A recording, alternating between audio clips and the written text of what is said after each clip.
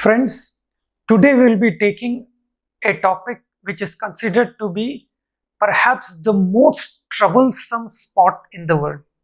A very, very small piece of land, but which has attracted disproportionate international interest and international attention, and that is Arab-Israel dispute. Well, before I go into the topic of explaining you what exactly is Arab-Israel dispute, let me deal with the history of Jewish community. You know, what we call as Abrahamic faiths, that is, all those people who believe in a particular holy place, who believe that Abraham is their uh, common ancestor, right? So these are the three major religions which fall under Abrahamic faith. It started with Judaism, whose founder was Moses, then Christianity, whose founder was Jesus Christ, and Islam, Prophet Muhammad, right? So we'll have to see the history of Jews, otherwise it will not be possible for me to explain you the present day Arab-Israel dispute. Then again question comes, how far we can go into history, right? See, what you call today as Palestine or Israel was something like this, right? This was the region which belonged to Jews. Jews were inhabiting this region, and here you have Jerusalem. And Jerusalem is considered to be the holy site for all the three Abrahamic faiths, that is Judaism, Christianity, and Islam. Now, Jews had to fled their own country when Roman Empire expanded in 70 AD, Roman conquest. In 70 AD, right? They had to, leave their own country. And where did they go? They went throughout the world, including India. Some Jews came to India as well. They had to fled their own country because of Roman expansion of Roman Empire. After that, it is also a recorded fact that wherever they went, they became most persecuted people in the world, right? Because both the major religions are in that region, whether Christianity or Judaism, whether Christianity or Islam, both were hostile towards them, right? As a result, Jews became the most persecuted minorities in the world. Wherever they went, they suffered discrimination, humiliations, assault, oppression, expulsion, everything. They suffered all kinds of indignities, not for 1, 2, 3, but almost for 2000 years. Almost 2000 years. If you ask me, 1900 some years. So almost for 2000 years, Jews became target of oppression, of discrimination, of assault, of expulsion, of humiliation, everywhere. But the thing is that there are 2, 3 things here. One, despite getting spread throughout the world, they continued this feeling, what in political language we call as nationalism. That is, we all are one. See, please understand, nationalism is not merely territorial. Basically, it is a psychological feeling of oneness, right? Which can emerge from any factor, which can emerge from common territory, which can emerge from common geography, common race, common culture, common religion, common political aspirations, common historical events. It could be based on any one of this or combination of this, right? So as a result, they carried this feeling along with them that Palestine is our holy place, right? Holy land, what they used to say, or promised land sometimes, holy land, right? Hebrew is our mother tongue, and we must, since though we are spread throughout the world, but we constitute one nation, we are one people. This feeling they carried for such a long time.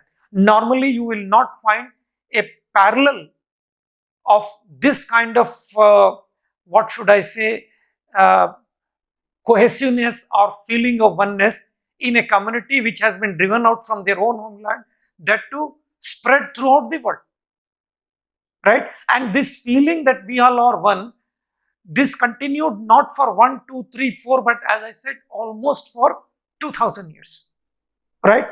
And as I said, it became most persecuted minority because Christians persecuted them on account that it was considered that it is they who killed Jesus Christ, forgetting the fact that Jesus Christ himself was a Jew. In fact, Christianity emerged from Judaism, and Islam anyway was intolerant to any other faiths. So as a result, they became most persecuted minorities. But sheer by their determination, by their hard work, by their contributions, many a times by their innovations, people started recognizing and acknowledging their contribution. This largely happened in Europe because an age of enlightenment started in Europe after, as you know, Renaissance, Reformation, and after Industrial Revolution. Because of many of these factors, European society, what should I say, just started freeing itself from the clutches of Pope as well as doctrine, right? So these events, and once, because of their contribution, because of their hard work, because of their dedication and all that, many people started recognizing their contribution, right? Started acknowledging their hard work, right? As a result, many people became, who earlier were oppressing them, became slightly sympathetic towards them, right? And then there was, I'll just look into this matter, a writer. So to cut the story short, they were the most persecuted minorities. They suffered all kinds of indignities and other things. Despite that, they carried this feeling of oneness, that we all are one. After all, nation, as I said, is not mere territorial, right? Nation is basically psychological. One of the difference between nation and state is that while state sovereignty and definite boundaries are essential, nation, you need, it may have or it may not have, right? What nation requires is this feeling of oneness. And that was roughly the time on the writings of, as I said, I mean, one of the writers, just refer me to the book, Theodor Herzl. His writings and all that contributed to something called Zionism. What was Zionism? Zionism means, well, all the Jews all over the world are one and they must have their own country, right? They must get their own country. And where that country should be, again, their promised land, that is Palestine. Because that was their origin. It is they who were the original inhabitants of what we call as Palestine today or Israel today. So the thing is that they started this movement of Zionism based on the writings of this writer, Theodor Herzl, right? And then in as I said, by the time many Western leaders, including the political class, though anti-Semitic feeling or anti-Jewish feeling continued that time, but at the same time, a section of leadership, a section of academicians and scientists started appreciating Jews for their contribution and became sympathetic towards their cause. And informally, they started promising that, well, a separate homeland for you will be established. Now, why I am insisting in Europe? Because it was a Eurocentric world, right?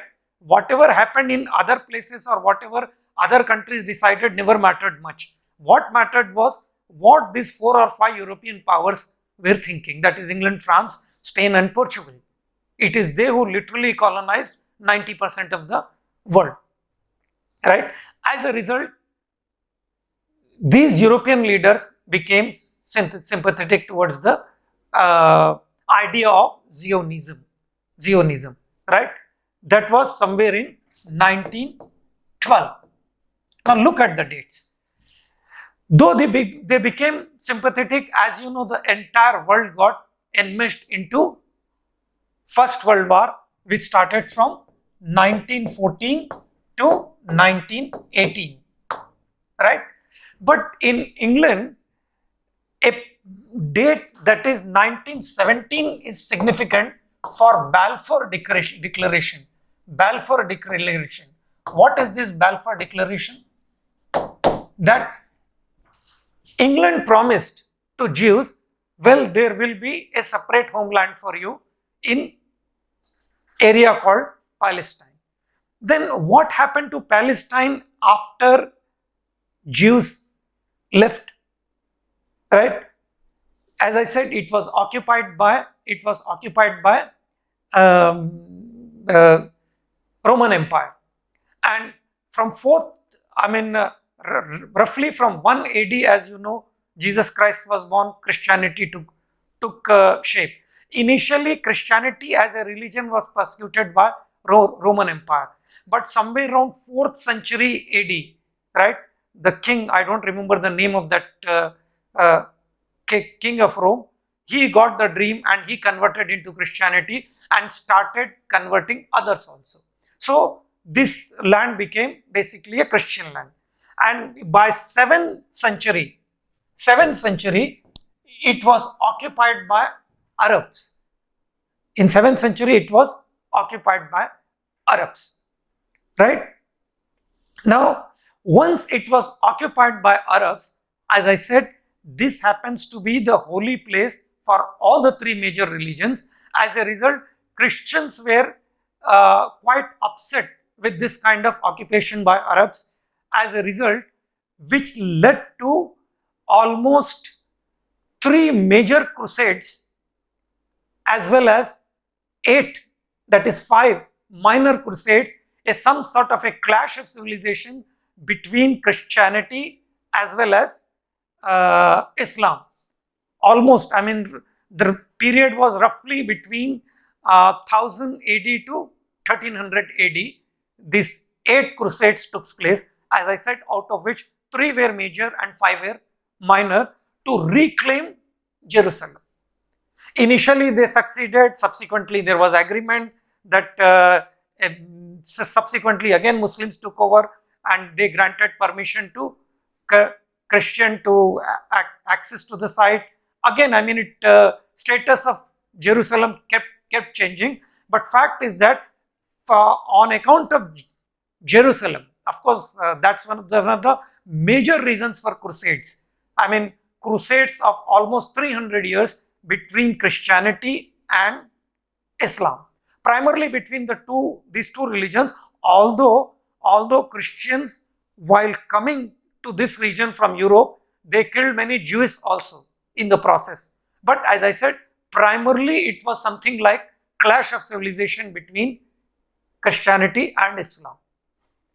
And sometimes Christians won, sometimes they were roundly defeated by Muslims, right? And Muslims established their control over the region. They could drive out Christians. In fact, Hagia Sophia, that it was originally what you find in place called Istanbul, was originally a pagan temple which was taken over by Christians. Subsequently, it was taken over by Muslims, right? When Constantinople fell and Constantinople was made as Istanbul in Turkey, right? And Turkish Empire became one of the most powerful empires of its time. Then it was when Turkish Empire fell, right? Kemal Pasha Atatürk became leader of Turkey. He converted that into a museum, and now just a week back, the present leader of Turkey, right, Tayyip Erdogan, he has converted it into mosque again, right? And this may actually further lead to, or what should I say, this theory of clash of civilization as propounded by Samuel P. Huntington can fructify based on this particular building, what we call as Hagia Sophia or Hagia Sophia, right? I mean, which roughly translated into Greek language, it means compassionate wisdom, wisdom with compassion. That's exactly what it means, right? So what happened? This region, what we call as Israel and Palestine, was occupied by Arabs, right? Once this Balfour Declaration, and what this region, as you know, was part of Turkish Empire, right? And Turkish Empire collapsed in the year 1923. So it was mandated to England. And what was mandatory system of League of Nations? Mandatory system was something like that this area will be looked after by colonial power, and once it is prepared for self-governance, independence should be granted to that region. That was the case with Palestine, right? And you know, now let us come back to Jewish history, right? Zionist movement, 1912, Balfour Declaration, 1917, World War ended in 1918, and again Jews all over the world started demanding for establishment of an independent state called Israel for them, right? And again 1939 to 1945, that was, I mean, before this period, as I said, anti-Semitic feeling was widely prevalent all over the world, especially in Europe, and anti-Jewish feeling. As a result, Hitler, killed or assassinated almost 60 lakhs Jews in gas chambers. As it is, their population is so less, right? And literally their population was on the verge of extinction by these acts of Hitler. As a result, this generated lot of sympathy for the cause of Jews.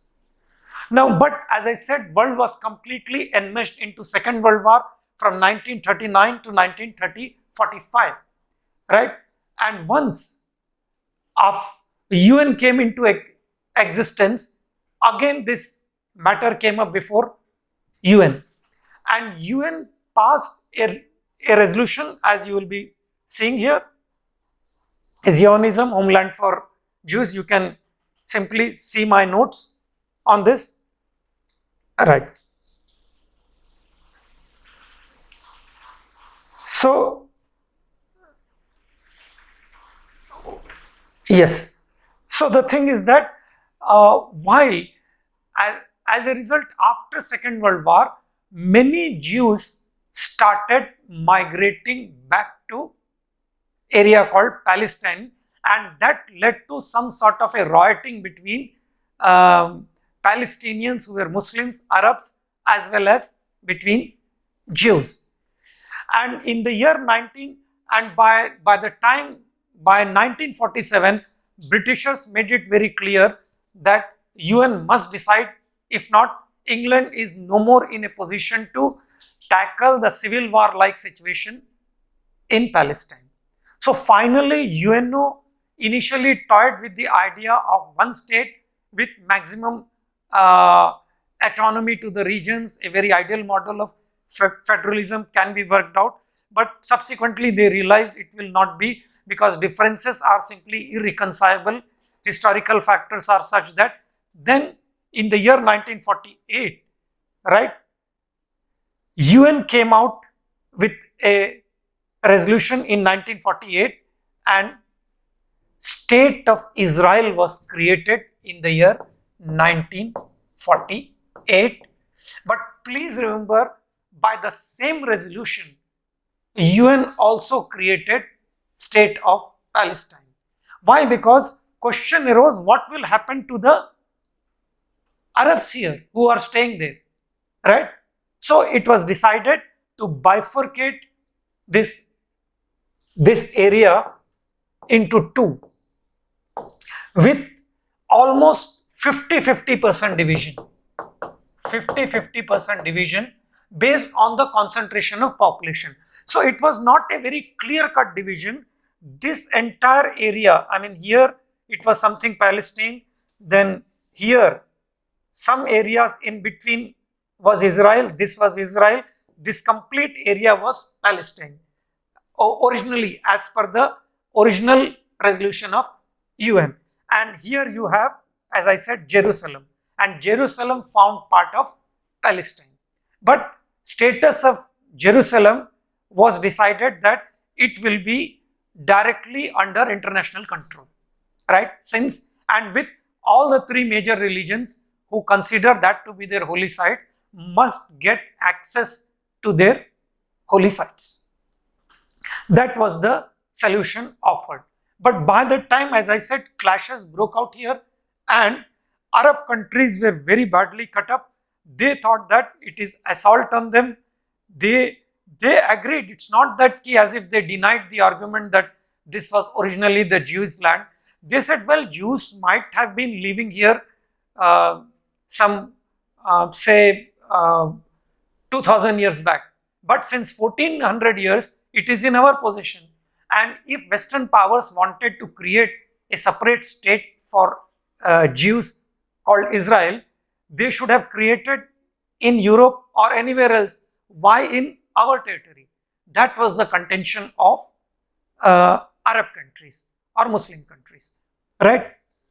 As you know, by that time, Turkish Empire fell in 1923 and most of these countries became independent states, right? So, as a result, they were not even prepared to acknowledge the UN resolution creating two states. They said, we do not believe in the existence of Israel. We are going to wipe it out from the globe.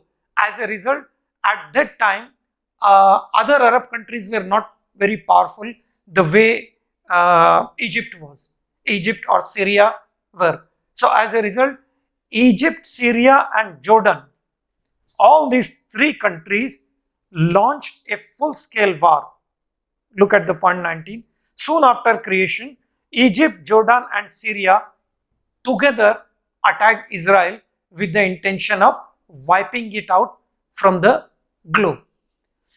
But initially, Israel suffered some casualties, but subsequently, Israel could not only defend itself, but drive them out and occupied many of the areas of what was supposed to be Palestinian state here, this region, right?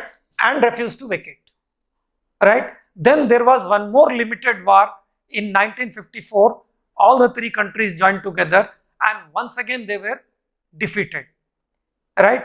Then they once again, while UN kept on passing resolution asking Israel to vacate from the territories which Arab territories which it is occupying.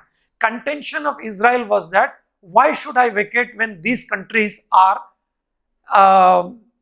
do not believe in the existence of Israel.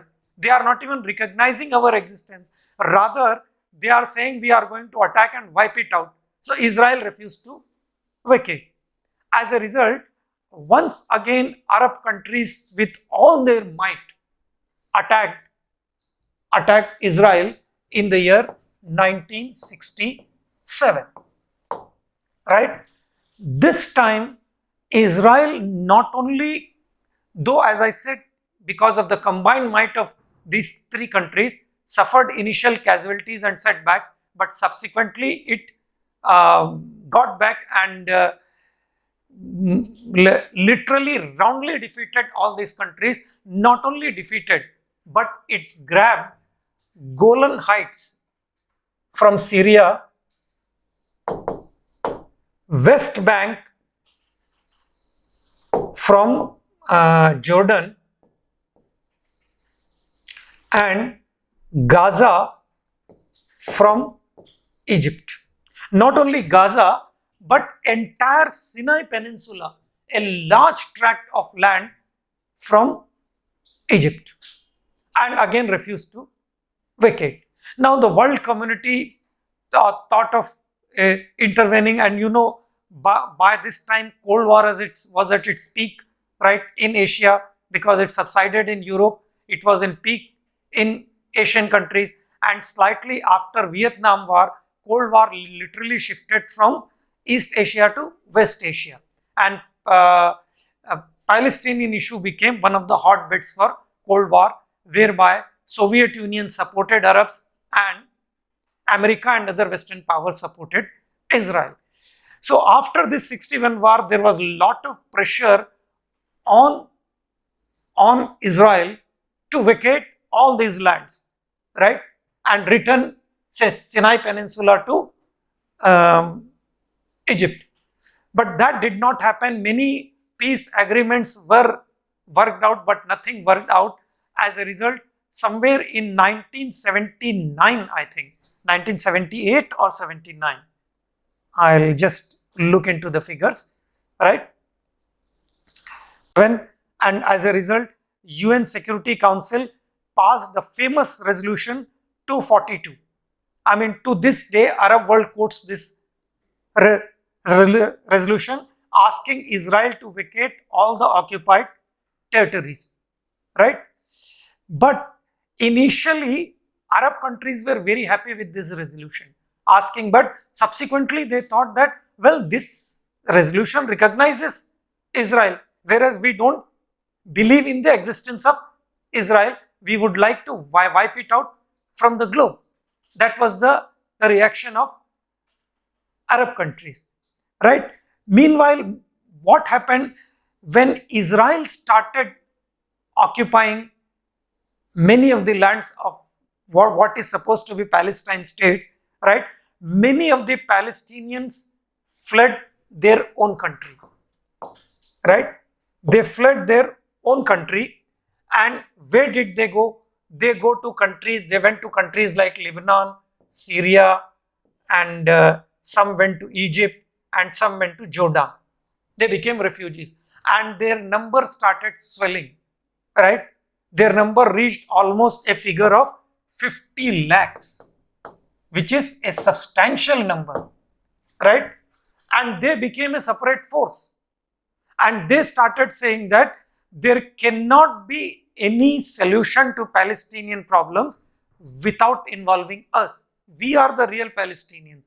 Why? I mean, how can there be any negotiated settlement excluding us? And they started rallying around an organization called PLO, Palestinian Liberation Front, headed by Mr.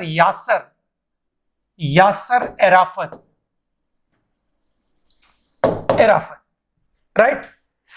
As I said, many solutions were worked out, and many Western countries, including Israel, were not prepared to even recognize PLO. They started considering it to be a terrorist organization, and they did carry many terrorist attacks, rocket launchers, and all that into Israel, right? So as a result,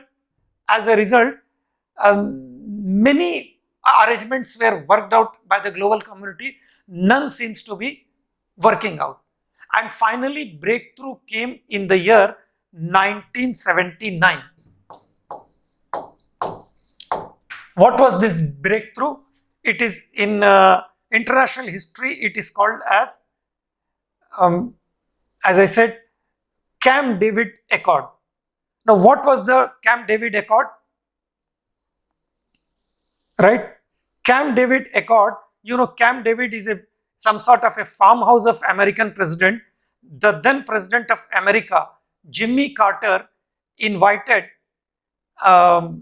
both the Prime Minister of Israel, Menachem Begin, and President of Egypt, Anwar Sadat, right, to America, and this agreement was signed. Camp David, in history, as I said, it is called as Camp David Agreement, signed between Anwar Sadat of Egypt and Menachem Begin of Israel, right? And the Jimmy Carter, the then president of America, played a key role in that. And what was this agreement? Under this agreement, Israel agreed to phased withdrawal from Egyptian territory and to return them to Egypt, especially, as I said, Sinai Peninsula, which is to the south of Suez Canal, right? And Israel must provide for Arab self-rule in West Bank area, right? It ended 30 years of enmity between Egypt and Israel. And most important, Egypt recognized Israel, the first Islamic country to do so, right? They recognized. Then after this,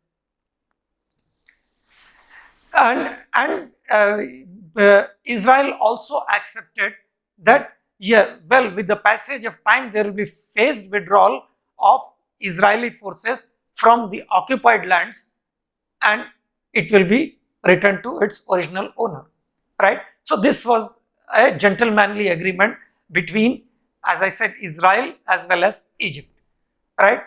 So, and Egypt thought that this will generate a lot of good for Egypt.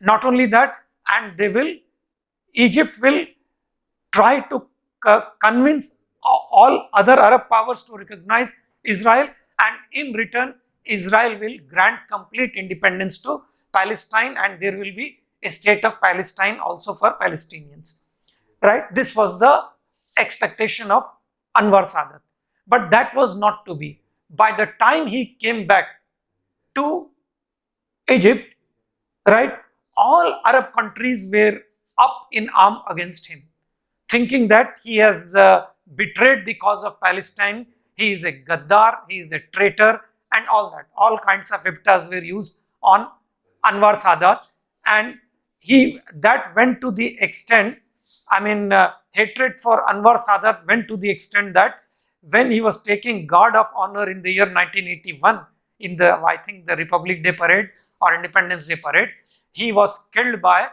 a missile coming from the side of parade, right? And he was succeeded by Hosseini Mubarak, right? And with this, Egypt made it very clear, despite the assassination of Anwar Sadat, it made it very clear that we will not be hereafter trying to engage with any kind of war with Israel. And they recognized it. In turn, they got back the entire Sinai Peninsula from Israel. Although Gaza was still with Israel, because Gaza was not even the territory of Egypt originally, right? So as a result, Gaza was still with there, and West Bank, since then West Bank, Gaza and Golan Heights are still with Israel, right? And as you know, somewhere in 70s, Arab countries started asserting themselves. They became very powerful because of the new find wealth of petrodollars, and they started oil politics, oil embargoes, and they made it, especially Saudi Arabia, made it very clear that they are not going to export oil to those countries that are supporting Israel, right? And Egypt literally became an untouchable country in the Islamic world, although in turn it was generously helped by United States, and it got back, as I said, the entire Sinai Peninsula from Israel, and in turn it recognized Israel, right? While these situations were continuing, then PLO conducted all kinds of rocket attacks, and in the process, Israel used to retaliate it in a very, very nasty manner, kill many. There were violations of human rights, but as I said, the other side was also not guilt-free, right? Palestinians were indulging in stone throwing. Then there was a rebellion called Intifada. Meanwhile, what happened to all the Palestinians who were staying in Palestine? as I said, a substantial number of them, they started migrating out of Palestine. They made it very clear that we don't want to be ruled by a non-Muslim government. As a result, they took refuge in countries, primarily Lebanon, which is towards the north of Israel, in Lebanon, in Egypt, in Syria, and in Jordan. Lebanon is here, Syria is here, Jordan is here, and Egypt is here. These were the four countries to which they primarily went. And as I said, very soon it turned out to be a militant organization, terrorist organization, or a liberating force. It depends, as I said, on which side of the fence you are, right? But primarily Israel and Western countries treated PLO, Palestinian Liberation Organization, headed by Yasser Arafat, as a terrorist organization, right? And as I said, the side development is that from 70s, Arab countries started, especially countries like Saudi Arabia, Iran, Iraq, Syria, all these countries started becoming very powerful because of newfound oil wealth, because of petrodollars. And they even used this politics of embargo, and they started threatening even all other countries that whichever country even indirectly supports or even trades with Israel will not be getting oil supplies from the OPEC or oil producing countries, right? But as you know, Israel has come out with many alternate technologies and all that. I'll deal with the contribution of Israel later. But these were the side plots. And India, countries like India also recognized Palestine. You will be surprised to know that there was PLO embassy in Delhi, Chanakyapuri, but not embassy for Israel. In fact, under the pressure of Gulf countries, we kept boycotting Israel right up to 1992 or 93, right? So anyway, while these things were going on, UN also intervened many times, and they suggested Israel to vacate all the territories which it occupies. Now the dilemma of Israel was that though Israel was willing to abide by this resolution, but our argument of Israel was that how can I believe those countries which attacked us even before we were born as a nation? Number one. Two, and please remember, Israel was created not by force compulsion, it was created by a UN resolution, a resolution which has stamped of the approval of the global community. After all, it was a UN resolution. But it is also a fact that UN also resolution, the same resolution which created Israel, also created state of Palestine, which Israel was not willing to accept or was blocking it. Of course, as I said, there were compulsions on both the sides. Compulsions was, now another dilemma was that even if you want to grant independence to Palestine, with whom you are going to negotiate, right? So it is Saudi Arabia and other, the countries which wanted to acquire leadership of the Islamic world. Two countries were prominent at that time, Iran and Saudi Arabia, right? They were trying to broker this deal, but that was totally against what PLO was thinking. PLO thought that PLO should be involved. After all, we are Palestinians, right? How can there will be any solution to Palestinian problems without involving PLO?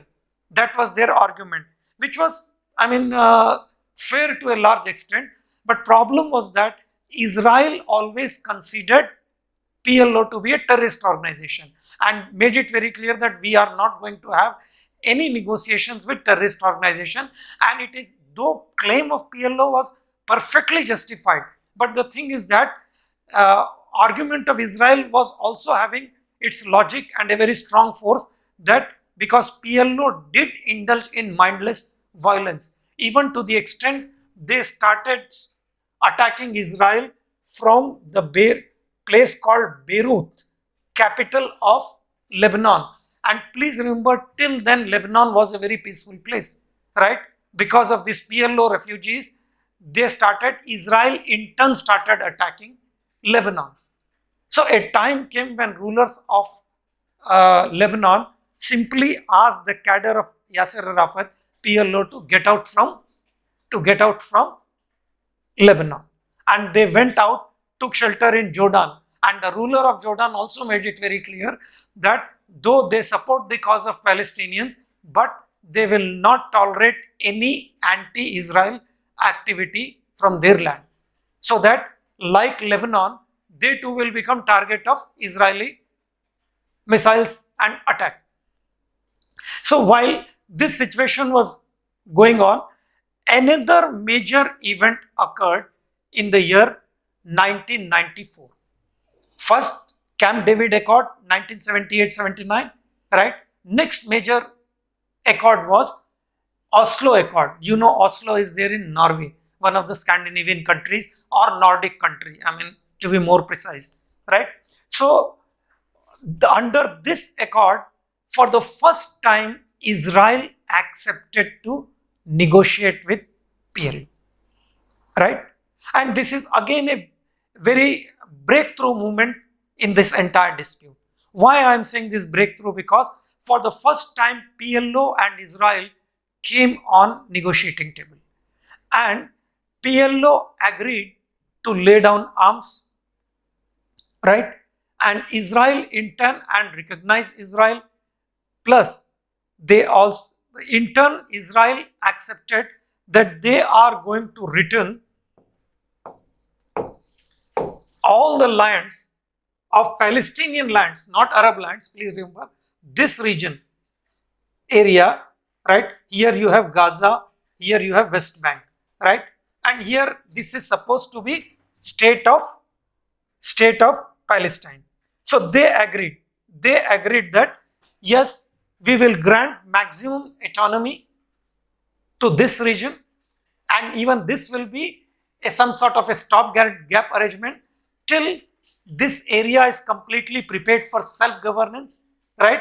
And finally, a state of Palestine, independent state of Palestine will be created. Now, what is the state of Palestine today? It is something like state within a state.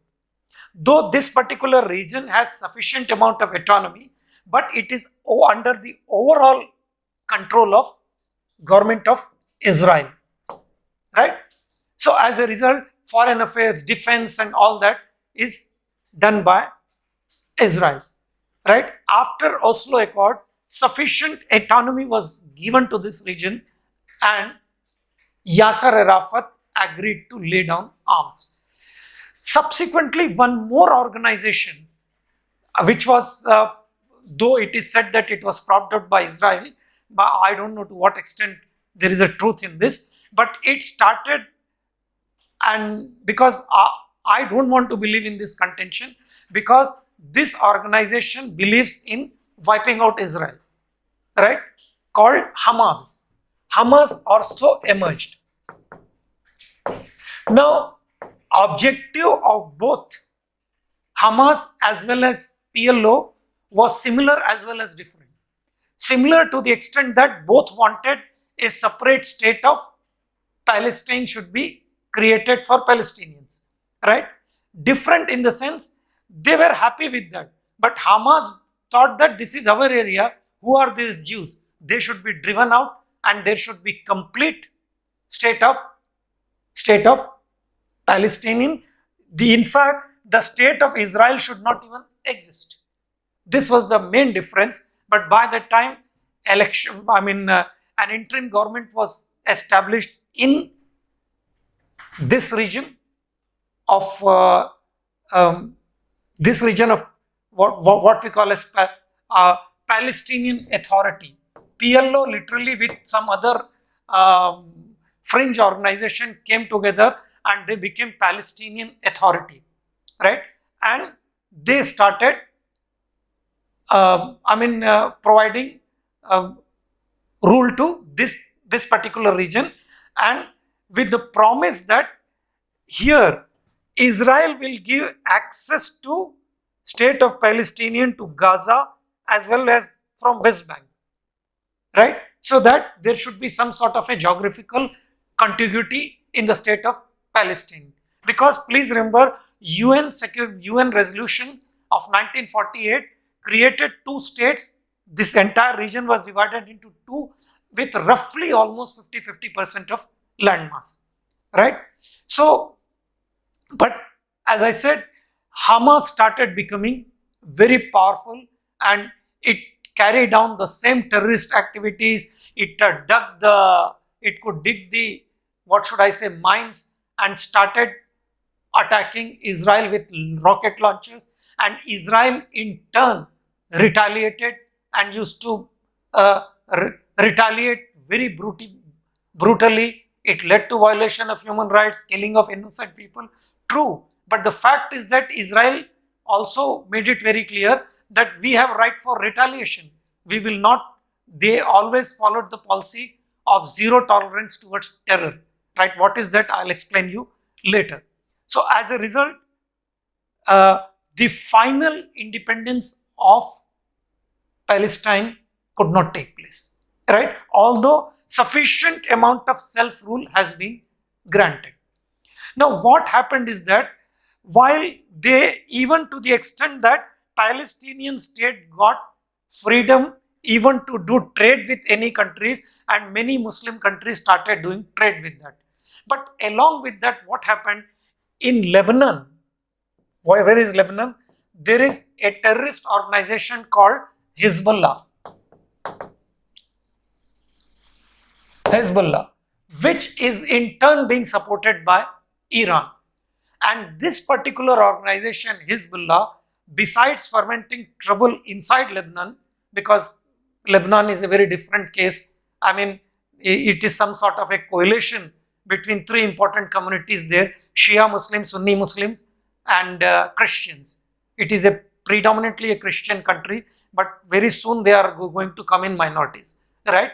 And under that arrangement, president will be a Christian, prime minister will be a Sunni Muslim, and speaker of the assembly will be a Shia Muslim. So some fine act of balancing they wanted to do, but all that got disturbed.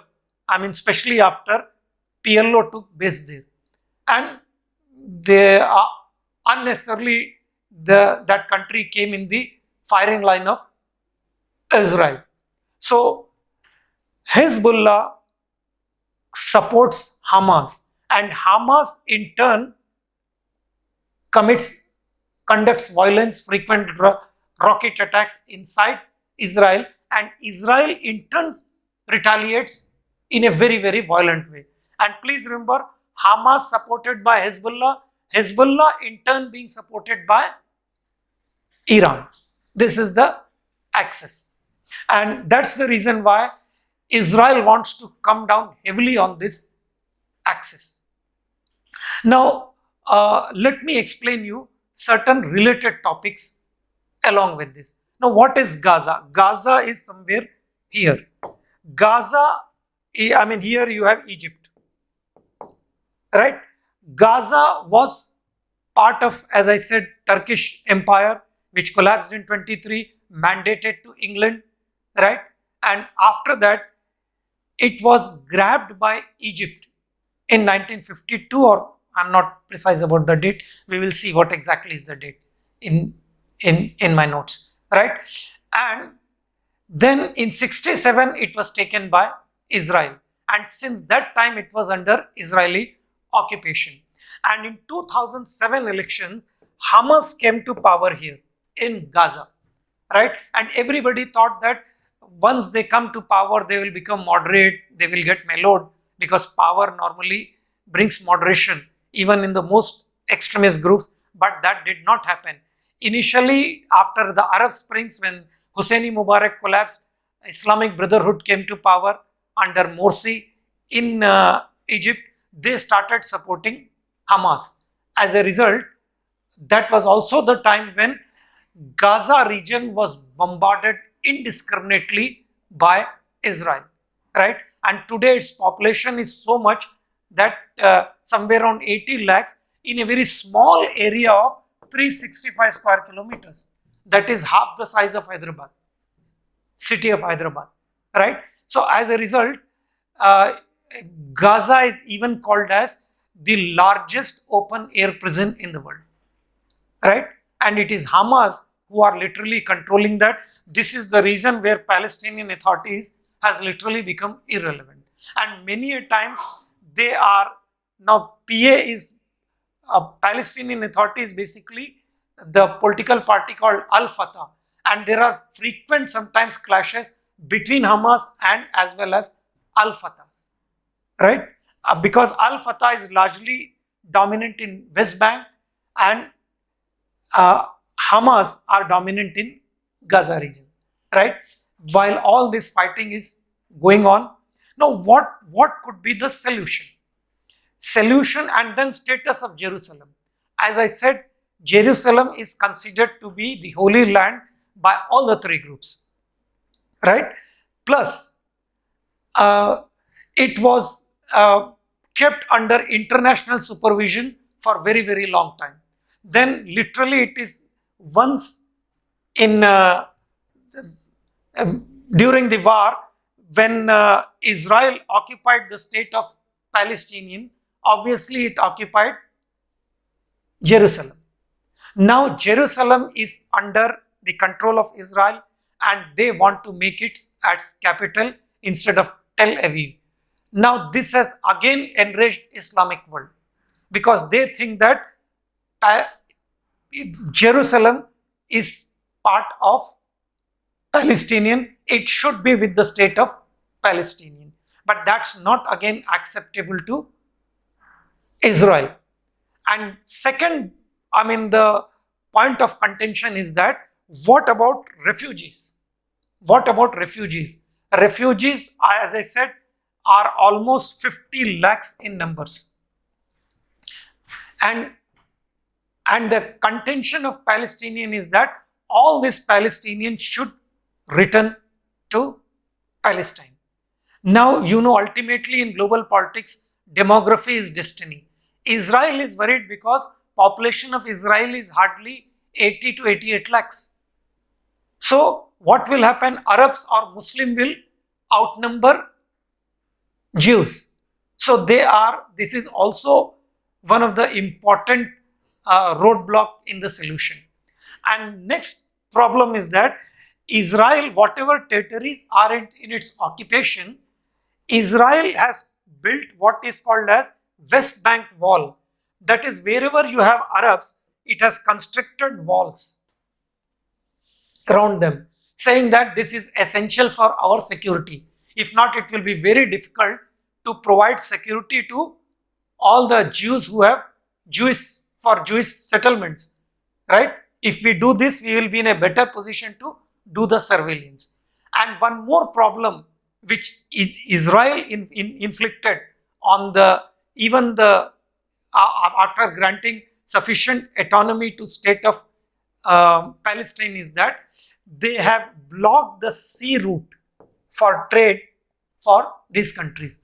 Of course, the reason which Israel gives is that from Lebanon, right, Hezbollah is exporting and giving arms to Hamas to foment trouble for Israel. They say we are blocking this kind of sea routes precisely for our security. And Israel, please remember, is a security obsessed nation, right? Because if it is not so much security obsessed, it will be wiped out. Just see, we are hemmed between two hostile neighbors, right? Pakistan and China, and India, such a huge country of 130 billion, right? So sorry, 130 crores people is so disoriented by this just because these two countries are. Imagine Israel is surrounded by 30 such hostile countries, such a small country, right? And it has faced war. And if you look at the history of Jews, they have suffered, they became the most persecuted minority in the world, who suffered humiliation, who suffered assault, who suffered insults, who suffered discriminations, because all these historical memories are also intact among Jews. So obviously you can't blame Israel for being so security obsessed nation, because if it were to lower its guard even for a day, it will be wiped out. For them, being so much of military oriented and security conscious is not a luxurious choice. It is a survival imperative, right? So as a result, this is the problem. Now, only solution that is going to work is granting complete independence to state of Palestine. It should become a full-fledged sovereign state as the resolution of UN 1948. Plus, Israel must give access to this region for Gaza, right? And of course, if Hamas also are involved in this kind of negotiations, provided they lay down arms, the way PLO did during Oslo Accord, right? And this should become independent state, and Israel must withdraw all the Jews and they should go back to the state of Israel. Now, problem will remain of Jerusalem. Now, about Jerusalem, any kind of international agreement can be worked out whereby all the three religions will get equal access. It can be declared as a zone of peace with UN forces permanently stationed there. Any such kind of arrangement can be worked out, or it can continue to be with Palestine with access to, but problem with Jerusalem is that on the west side it is completely Jews, dominated by Jews. On eastern sides it is Muslims or Arabs. This is the problem of Jerusalem. So Jerusalem, I feel, can be made as no man's land or with equal access to all the three major religions. But the condition, primary condition for any meaningful solution is that Hamas and all other parties must lay down arms. Second, Israel must vacate all this region. Not only vacate, but hand over Gaza to Palestinians. Let them decide what they want to do with it, right? And this can be perhaps the only solution I can think of, but it is not working out because, as I said, there are 50 lakhs PLO refugees, Palestinian refugees who are living. Once they come back, Israel fears that they are badly going to outnumber the Jews. And secondly, Israel must restore the access of Palestinian independent state to, it must withdraw its navy or any kind of blockage which is under which currently this region is. This, I think, is the only workable solutions, but that also is going to work out only when Hamas are going to lay down arms. And today's situation is that most of the Arab countries have reconciled to the idea that we have to recognize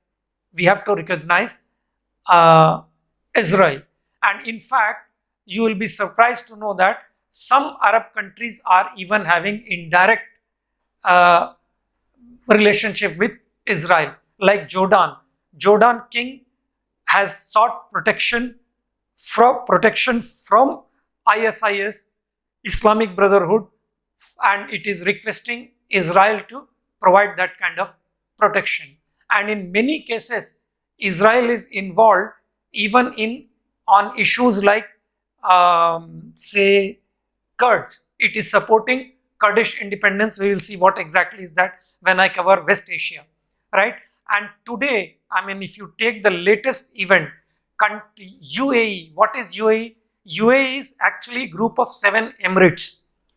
Prominent among them is Abu Dhabi, Dubai, Sharjah, and all that, right? They too have signed an agreement of peace and cooperation with Israel. Now, this has created a schisms within Islamic country, right?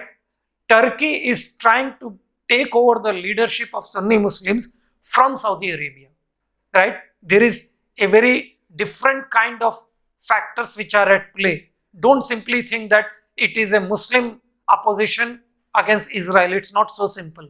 Actually, it is more a clash for dominance in Sunni Muslim lands for between Turks and Saudi Arabia, right? And UAE is anyway are on the side of Saudi Arabia, forgetting the fact that Turkey was one of the first countries to recognize, even before Egypt, to recognize Israel under Atatürk, right? Under that, because at that time Turkey was the only secular country in Islamic world. So, and added to this, Saudi Arabia has some sort of a local Cold War with Iran, and they think that they can, although openly they are not saying this, they cannot, otherwise they think that they will lose support in Islamic world, but indirect help they are taking from Israel in order to settle their scores with Iran, right? So this is the current situation, and Turkey wants to emerge as the new leader for Muslims all over the world. Rather, the present president Erdogan, right, Tayyip Erdogan, wants to revive the Khalifa, institution of Khalifa or Khilafat or Khalifat, right? I'll explain all that when I cover West Asia. But right now, this is the problem. After the historical Oslo Accord, there has been substantial breakthrough. As a result, a self-rule has been provided in this region of Palestine, short of complete independence. And I feel solution is possible only when complete independence to this region is granted, including access to sea plus access to Gaza through a road, right, which is not very long route. Plus, and for that, as I said, Hamas also must lay down their arms. If not, I don't think Israel, otherwise it will be very, very difficult to convince Israel for. Now the problem with regard to final settlement is with regard to Jerusalem. I think any solution should be worked out. It should be worked out. Most acceptable solution perhaps could be, finally, I mean, irrespective of what are the posturing of parties involved, is that make it an international zone with access to all the three religions to their holy site. If not, currently it is a territory of what is conceived as Palestinian state, right? So, I mean, if it is acceptable to Israel, it should be part of Palestinian state with access to all the three religions, or if it is acceptable to Palestine, let it be under only that much area under the control of Israel with access to all the three major religions, right? I don't know how these processes which are right now currently at work are going to unfold in terms of events is to be seen, finally what it works out. But as I said, there cannot be any solution unless and until complete independence and a state of Palestinian as conceived by UN Resolution 1948 is created. And now I really don't know whether Israel is going to vacate Golan Heights, West Bank. These two regions, I don't think, and both Syria and Jordan have reconciled to the fact that Israel anyway is not going to return. So this is about Arab-Israel dispute, which has occupied the attention of the whole world since last 70 years or more, right? This is, please read, this is what I have wrote about Gaza. Up to 23, it was part of Ottoman Empire. 23 to 48, mandate system ruled by England. Right, 48, all Palestinian government was proclaimed in the Egyptian occupied Gaza. It was recognized by Arab world. All Palestine was dissolved in 1959 under the excuse of Pan-Arabism. Egypt continued to occupy Gaza Strip until 1967. So this is the story of Gaza, right? And remained under Israel military occupation till 1994. And after Oslo Accord, as I said, it literally went back to Palestinians, right? So this is about Gaza. Hamas also, you can see, they came to power through elections in Gaza region in 2006. And to date, they have not withdrawn their contention of not recognizing Israel or wiping out Israel from the map of the world. So the only solution to the problem is that Israel must seek a sovereign state of Palestinian and lift the siege of Gaza, like control of entry and exit points, access to sea. Hamas should recognize Israel and completely stop rocket attacks on Israel, right? And what should be the stand of India? India today cannot overlook. India will have to do a very fine balancing, because today Israel has become one of the largest supplier of defense hardware to India, plus its help to India is critical in areas like water conservation, agricultural technology, startups, plus most significant, the linchpin of India-Israel cooperation, that is counter-terror equipment which we are getting from Israel. And if you want to know more, please listen to my lecture on India-Israel relations, right? So this is about India. Now, Israel, you may ask me how, despite suffering such huge discriminations and all that, why Jewish community could bounce back despite being just small in numbers. They could not only withstand the combined attacks of 30-40 countries around them, but they could even compel them to cooperate with Israel, right? For the simple reason, the contribution of Jewish community is great for the humanity. You tell me, how many Hindus are there in the world, right? 1.2 billion, right? How many Nobel laureates they have produced? Maybe 9 or 10. How many Muslims are there in the world? 1.6 billion, right? How many Nobel laureates they have produced? 3 or 4, right? And it is more for public service and other things rather than for innovations, right? Jews constitute less than 0.5% of world population, and they have produced 200 Nobel laureates. So with this, you can gauge the contribution. A nation which is attacked by 3 powerful neighbors even before it is born, right? Forget about that nation being decimated. In turn, it counterattacks and grabs the territory of all these attackers. So there must be something inherently great about that community. I mean, we cannot overlook this fact. A community which was suppressed, oppressed, discriminated, assaulted, humiliated for almost 2000 years. Despite that, they come up so strongly, they shine, they succeed in the global politics and make their contribution. If you look at America, right, please hear my lecture on Cold War. Who broke the Communist International? The American Foreign Minister Henry Kissinger. He was a Jew. Karl Marx was a Jew.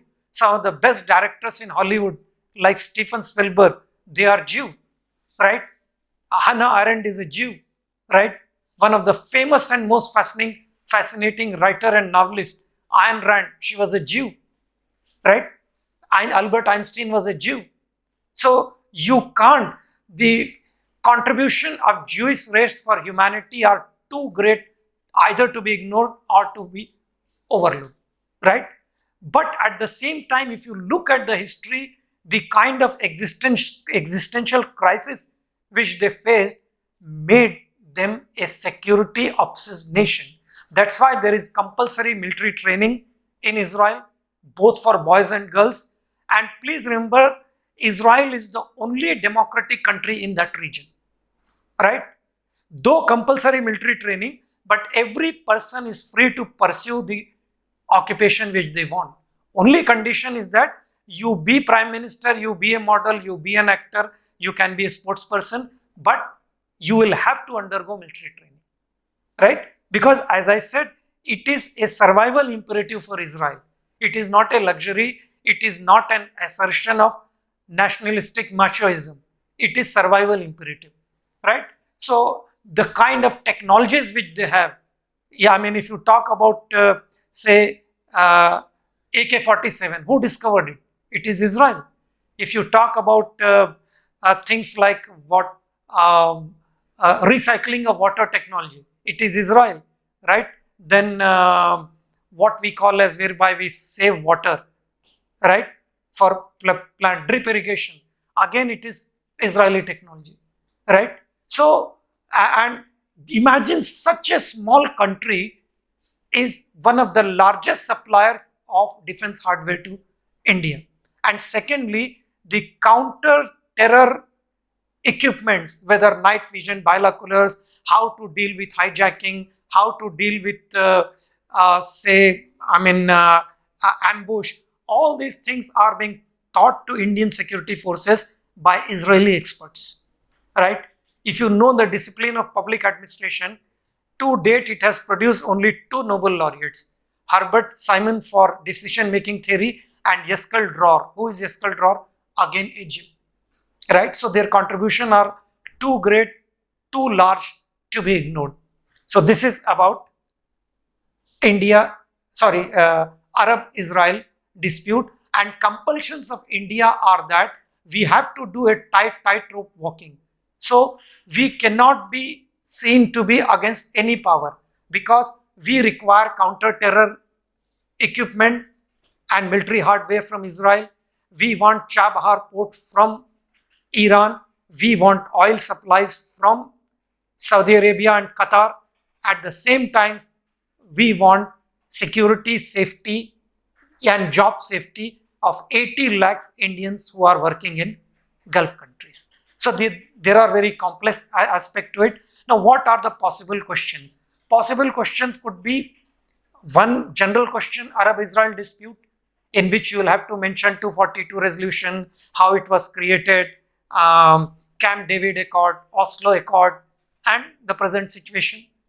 Or question could be, say, on status of Jerusalem, I already explained you, right?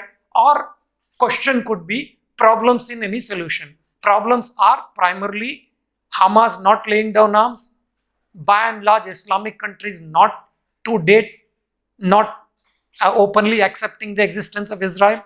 Third, refugees, Palestinian refugees, whose numbers are almost 50 lakhs, and Israel is afraid that change in demography could be detrimental to the interest of Israel. So these are some of the contentious issues in a possible solution. So question could be on possible solution also. And if sometimes a question on compulsions of India could also be asked, right? So these are the things which you are supposed to answer.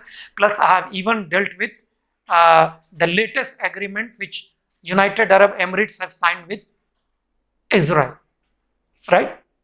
Thanks.